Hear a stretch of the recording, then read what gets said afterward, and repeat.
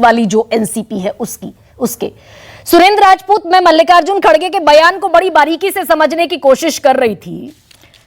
मैं ये समझना चाहती हूं कि पॉलिटिकल वेंडेटा की लड़ाई है, ये सिर्फ सताने भर की लड़ाई है कि अरविंद केजरीवाल, हेमंत सोरेन, तेजस्वी यादव, पार्थ चटर्जी, ये जितने भी लोग हैं इनके खिलाफ सताने भर की लड़ाई है और जिनसे सारे केसेस इंडिया अलायंस की सरकार में आप वापस लेंगे, ऐसा मानूं मैं?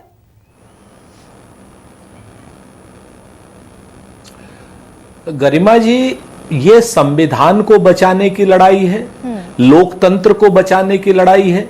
ये कहीं ना कहीं देश की संवैधानिक संस्थाओं से राजनीतिक जो नियंत्रण है और जिससे बदले की पॉलिटिक्स हो रही है उसको हटाने की लड़ाई है। मैं आपको जिम्मेवारी से कहता हूं, आप तो स्वयं एक बड़ी प्रख्यात प्रस्तोता है और पत्रकार हैं। आप देखिए 2014 तक लगभग 44 केस ईडी ने फाइल किए थे, वो चाहे उस वक्त की कांग्रेस के सहयोगियों के खिलाफ हो चाहे अन्य लोगों के खिलाफ हो। उसमें से 25 लोग 25 केसेस में कन्विक्ट हो चुके हैं। ध्यान दीजिएगा मेरी बात को। और 2014 से लेकर 2024 तक लगभग 8000 केस इन्होंने क्या नाम किए हैं ईडी के, और जो लगभग 95% राजनीतिक लोगों के खिलाफ हैं जो राजनीतिक केस हुए हैं, उनमें से एक शख्स भी न तो अभी चार्जशीटेड हुआ है न कन्विक्ट हुआ है। 10 साल में 8000 केस और एक भी आदमी चार्जशीटेड नहीं और कन्विक्टेड नहीं। इनकी चार्जशीट और सप्लीमेंट्री चार्जशीट सप्लीमेंट्री कल ही के कविता चार्जशीटेड हुई है। नहीं चार्जशीट, मेरी बात तो सुनिए ना। मैं तो आपको बताऊं के कविता जी का क्या है, चार्जशीट हुई है, अभी दोष आया है नहीं आया है। मैं तो कह रहा हूं 44 केस हम लोगों ने चार्जशीट किए थे, 25 पर फैसला होकर के 25 क्या नाम ईडी जीती है उसमें, ठीक है ना। लेकिन 7900 कुछ केस है, उसमें एक में भी आप देखिए अगर कोई कन्विक्शन हुआ हो, एक चार्जशीट हुई आपके हिसाब से, मान लीजिए, ये भी हम मान लेते हैं। 95% विपक्षी नेताओं में से आप ये है कि एक, हालांकि बीआरएस भाजपा की ही सहयोगी पार्टी है। तो आप इस चीज को देखिए ना कि अगर ये पॉलिटिकल वेंडेटा नहीं तो क्या है। इससे पहले कुछ दिनों पहले एक प्रख्यात न्यूज़पेपर ने जांच करी थी जिसमें 25 उन नेताओं की जांच थी जो ईडी से आरोपित हैं, लेकिन जैसे ही वो भारतीय जनता पार्टी में गए 23 लोगों के केस ठंडे बस्ते में चले गए। नहीं सुरेंद्र जी, मैं वापस अपना सवाल दोहरा दूं, उसमें ये बात ठीक है, आप जो बात कह रहे हैं ये सारी रिसर्च में आता ही है, बार बार आता है। 95% मामले विपक्ष के खिलाफ है। लेकिन क्या मैं ये समझूं कि अरविंद केजरीवाल, हेमंत सोरेन, तेजस्वी यादव और एक और बहुत सारे नाम निकल आएंगे, क्या इनके खिलाफ जो है वो सताने की कार्रवाई है या फिर जेन्युइन कार्रवाई है? निश्चित तौर पर सताने की कार्रवाई है, निश्चित तौर पर सताने की कार्रवाई है। इसका मैं प्रमाण के साथ देता हूं आपको। जब ये वाला केस हुआ तेजस्वी जी के खिलाफ, 8 साल के थे वो, जिस वक्त का ये केस बता रहे हैं रेलवे की जो क्या नाम उसमें भर्ती में बता रहे हैं, तेजस्वी जी 8 साल के थे। 8 साल का आदमी कोई अपराध कैसे, भ्रष्टाचार कैसे करेगा, आप हमें बता दीजिए।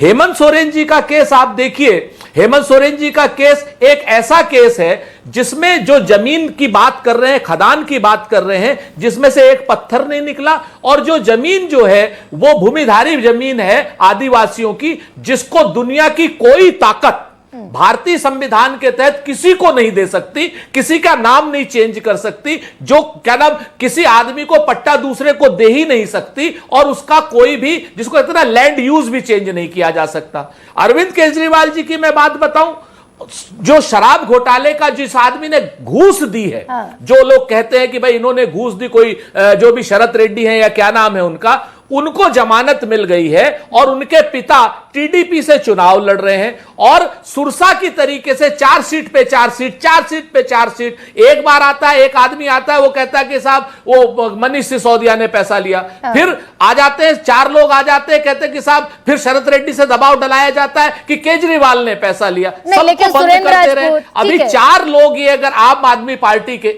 हाँ, लेकिन सुरेंद्र जी, मैं 5 फरवरी 2023 तो याद होगा सुरेंद्र जी आपको, 4 लोग, एकदम ठीक बात है। 5 फरवरी 2023 को आप कह रहे हैं कि अरविंद केजरीवाल पर चार्जशीट जिसका कोई जेन्युइन ग्राउंड नहीं। तो मुझे यह बताइए कि 5 फरवरी 2023 को अजय माकन बैठे थे प्रेस कॉन्फ्रेंस करने। अजय माकन ने कहा था अरविंद केजरीवाल ने 100 करोड़ की रिश्वत ली। अजय माकन ने कहा था कि 5% के बजाय 12% का यह तय किया गया, कमीशन तय किया गया। गोवा में इस्तेमाल हुआ वो पैसा कांग्रेस को हराने के लिए इस्तेमाल हुआ। बिल्कुल कहा, यह आरोप हमने लगाया था और ईडी की चार्जशीट के हिसाब से लगाया था।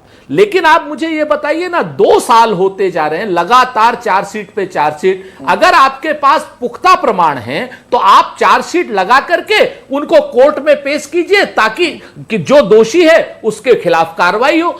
डबल स्टैंडर्ड हो रहा है। जो आदमी दलाली कर रहा है या भ्रष्टाचार का आरोपी है, उस आदमी को बेल, उसके पिताजी को टीडीपी का यानी एनडीए का टिकट, और जो आदमी के खिलाफ कोई ट्रेल नहीं अभी तक साबित ईडी साबित कर देगी तो हम मानेंगे। ईडी अभी तक कोई साबित नहीं कर पाई तो उनको जेल, और वो मुख्यमंत्री है, वो अपना चुनाव न लड़ सके, हेमंत सोरेन अपना चुनाव न लड़ सके, हमारे खिलाफ 52 घंटे। सुरेंद्र राजपूत, लेकिन पॉलिटिकल टूल कैसे हुआ? ईडी सीबीआई ना। हाँ भाई, ये तो आरोप आपने लगाया था, उसी पर प्रोसीड कर रही है। आज अरविंद केजरीवाल नहीं, मैं तो आपसे कह रहा हूं ना कि फिर जब उनके पास ईडी के अनुसार हमने आरोप लगाया था, ईडी पुख्ता प्रमाण नहीं दी। ईडी कहती है कि साहब चार्जशीट पे चार्जशीट दाखिल करेंगे, हमारे पास प्रमाण नहीं है। आप मुझे बताइए, हमारे पास तो सरकार नहीं है, हमारे पास तो ईडी नहीं है, सरकार के पास ईडी है। सरकार की ईडी के हिसाब से हमने चार्ज लगाए थे। आज अगर चार्जशीट पे वो सप्लीमेंट्री चार्जशीट पे नाम दाखिल कर रहे हैं सिर्फ आरोप के नाम पर, और ट्रेल बिल्कुल नहीं दे पा रहे, और अब तो सुप्रीम कोर्ट ने भी जमानत दी है। आप इस चीज को देखिए, सुप्रीम कोर्ट ने जमानत दी है, सुप्रीम कोर्ट ने मेरिट पर जमानत नहीं दी है। आप एक चीज जानते हैं जी, आप ये बात जानते हैं, सुप्रीम कोर्ट ने मेरिट पर जमानत नहीं दी। कल जो बेल ऑर्डर आया 7-8 पन्नों का मैंने पढ़ा, सुप्रीम कोर्ट ने कहा मेरिट पर बात करने में वक्त लगेगा, अगले हफ्ते से सुनवाई शुरू होगी। इस बार जो जमानत मिली वो सिर्फ चुनाव प्रचार के लिए मिली, मेरिट का कोई लेना देना नहीं उसमें, भ्रष्टाचार हुआ या नहीं। मैं फिर से अरे गरिमा जी, यही तो बात मैं आपसे कहना चाह रहा हूं। अगर इन्होंने चार्जशीट दाखिल कर दी होती फाइनली, तो फिर जमानत नहीं मिलती ना। अगर चार्जशीट इन्होंने दाखिल कर दी होती, अगर इनका राजनीतिक विद्वेष नहीं होता तो अब तक कर चुके होते। या तो ईडी इतनी कमजोर असक्षम एजेंसी है, इसको भंग कर देना चाहिए। आप मुझे बताइए, आप बताइए, तेजस्वी यादव के साथ सामने 8 साल के बच्चे के लिए आप कह रहे हैं उसने भ्रष्टाचार किया। नहीं, आप चलिए, कह रहे हैं 2008 तेजस्वी यादव को मैं साइड छोड़ दूं, लेकिन जब आप लालू प्रसाद यादव जैसे कन्विक्टेड व्यक्ति के साथ खड़े होंगे तो क्या आप ये बात कहने के लिए ऑथराइज्ड होंगे कि आप भी भ्रष्टाचार के खिलाफ उतना संजीदा है जितनी सरकार है? कन्विक्टेड व्यक्ति के साथ खड़े हैं आप। देखिए, लालू प्रसाद, आप फिर से मैं बताता हूं, लालू प्रसाद जी चुनाव नहीं लड़ रहे हैं। लालू प्रसाद जी हाई कोर्ट से कन्विक्टेड है, सुप्रीम कोर्ट में केस चल रहा है। सुप्रीम कोर्ट में अगर वो बरी हो जाएंगे तब भी क्या आप कहेंगी उनको कि वो दोषी है? नहीं कहेंगी। तो सुप्रीम कोर्ट ने उनको उसी आधार पर जमानत भी दी है, और सुप्रीम कोर्ट ने जब तक जमानत दी है, ये तो अनियन पीलिंग है, होता रहेगा सदियों सदियों तक, दशकों तक होता रहेगा। देखिए, मैं आपके शो में हमेशा तथ्यात्मक बात करता हूं। मैं तथ्य यह है आज की डेट में, जब तक भारत का संविधान कहता है कि जब तक सुप्रीम कोर्ट से कन्विक्शन नहीं हो जाए उसको आप कन्विक्टेड नहीं मान सकते। हाई कोर्ट से कन्विक्टेड है, सुप्रीम कोर्ट में जमानत है। इसको जरा क्रॉस चेक कीजिएगा सुरेंद्र राजपूत। 2013 में केस चल रहा है, 2013 में सुप्रीम कोर्ट ने भी लालू प्रसाद यादव को कन्विक्ट किया है। खैर, इसको क्रॉस चेक कर लीजिएगा, मैं भी कंफर्म नहीं हूं इस बारे में। अरे भाई, जमानत किस बात? नहीं, अच्छा ठीक है, चलिए ये भी मान। सुनिए, अब आप इस चीज को भी थोड़ा सा देख लीजिए ना, आप तथ्यात्मक रूप से बात करिए। अगर उनको आप जो बात कह रही, कितने साल वो जेल में, कोई आदमी अपने आरोप के अनुसार जितनी सजा है अगर वो जेल में काट लेता है तो उसके बाद भी क्या आप उसको फांसी दे दीजिएगा? आप लोहा, क्या नाम, हीरा की चोरी और खीरा की चोरी एक ही करिएगा? यहां पर तो हम एक बात कहते हैं ना कि इसी बात पर प्रधानमंत्री जी को खुली चुनौती है राहुल गांधी जी की, और राहुल गांधी जी ने वो चुनौती एक्सेप्ट की है कि आइए ईडी पर ही बात कर लीजिए।